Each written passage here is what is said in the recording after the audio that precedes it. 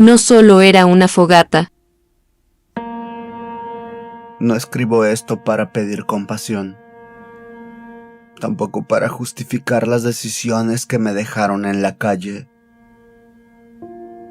Lo cuento porque todavía, cuando cierro los ojos, escucho el fuego. Y el fuego no debería de hablar. Había aprendido a vivir solo, dormir bajo los puentes, colarme en las iglesias, hurgar en la basura detrás de los restaurantes. La rutina de un desechado. Buscar dónde pasar la noche sin que te roben los zapatos. Esa noche, el frío me estaba matando.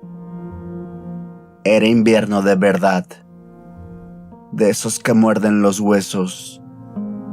Caminé hasta la estación de tren, abandonada desde hacía años. Cuando entré, vi luz, una fogata, justo en medio del andén, rodeada de gente como yo, sin techo, harapientos, sucios. Un viejo flaco con barba blanca me hizo un gesto con la mano. Me acerqué. El calor me golpeó en la cara.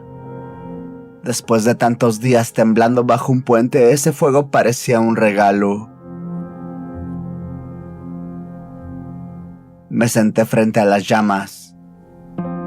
Nadie hablaba. Solo el crepitar de la madera. Buenas noches, dije. Silencio. Ni una palabra. Solo el fuego hablando por todos.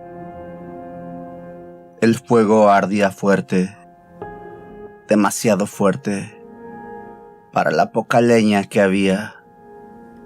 Y lo más raro, no había humo. Nada.